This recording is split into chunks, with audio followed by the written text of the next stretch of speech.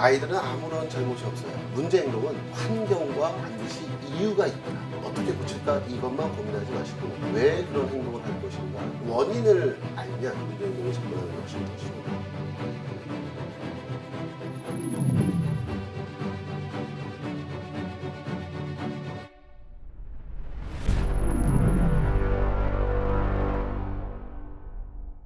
우리 아이 문제 행동이 있는데 어떻게 고칠까요? 그러면 제가 답을 드려요. 저도 몰라요. 저는 모르죠. 왜 모를까요? 그 원인을 모르기 때문에 몰라요. 질문이 틀렸다는 거예요. 우리 아이가 이런 문제 행동이 있는데 왜 그럴까요? 이걸 물으셔야 돼요. 그리고 그 눈으로 그 문제 행동을 보셔야 돼요. 우리 아이가 달라졌어요? 이 프로 보시나요? 제목부터 좀 바뀌어야 돼요. 우리 엄마 아빠가 달라졌어요. 아이들은 아무런 잘못이 없어요. 우리 엄마 아빠와 우리 선생님이 달라지면 아이들도 달라져요. 우리 문제 행동의 원인에 대한 여러 가지 규명들이 있어 왔는데 예전에는 우리 혹시 행동수정이라는 말을 들어보셨죠?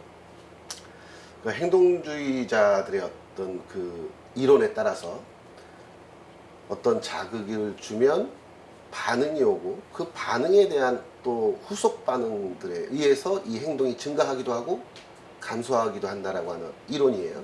아주 간단한 이론입니다.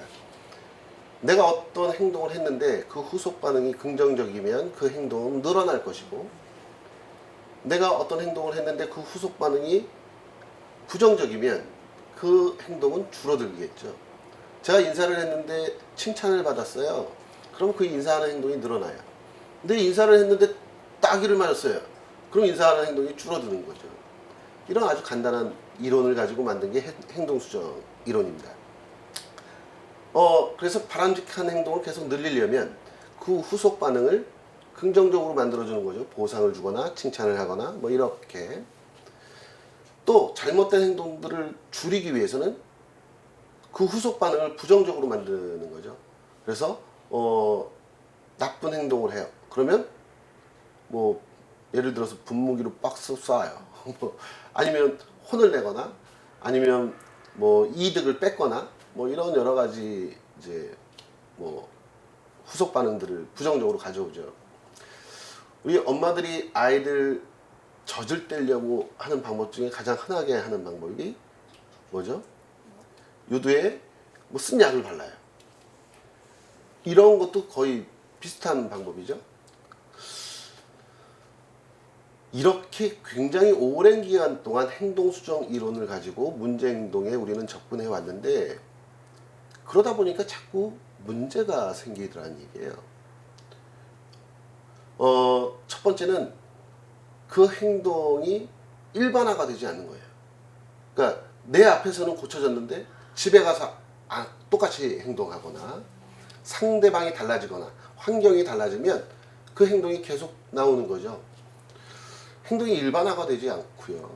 또 행동 수정에서 쓰고 있는 어떤 부정적인 방법들, 부정적인 후속 반응들 이런 것들이 자꾸 교사와 학생의 관계, 부모와 자녀의 관계를 부정적으로 만들어요. 맞아보셨으면 아시겠지만 맞는 것도 세져요. 이게 맞는 거에 익숙해지면 또 어떤 경우에는 잘못된 행동에 대해서 부정적인 경험을 줬더니 다른 잘못된 행동들이 또 나타난다는 거죠. 결국 그 아이의 삶의 질은 여전히 개선되지 않는다는 거죠. 그래서 미국에서 한때는 젠틀 티칭 모임이라는 게 생겨요. 우리는 절대 아이들에게 부정적인 방법을 쓰지 말자라고 하는 모임까지 생겨요. 그러다가 이제 1890년대쯤에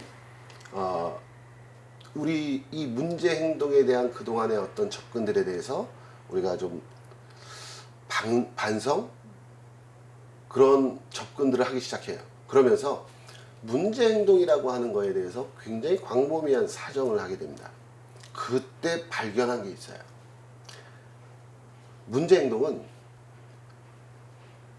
환경과 관련이 있더라. 두 번째는 문제 행동에는 반드시 이유가 있더라. 우리가 흔히 아이들의 문제 행동만 보고 그것들을 고치려고 하지만 사실은 거기는 모두가 이유가 있더라는 얘기죠. 특별히 장애인들이 보이는 그런 문제 행동들은 의사소통 능력이 부족해서, 사회적 상호작용 능력이 부족해서 그 문제 행동으로 나타나는 경우들이 많아요. 내가 뭔가 갖고 싶은데 그것들을 요구하지 못하니까 과격한 행동으로 표출하거나, 내가 뭔가 피하고 싶은데 그것들 방법을 잘 몰라요. 그래서 다른 내가 알고 있는 또는 익혔던 잘못된 방법으로 요구하는 그런 과정이라고 보시면 돼요. 그래서 그 원인을 알면 오히려 문제 행동에 접근하는 게 훨씬 더 쉬워지죠. 도벽이 심한 친구가 있어요.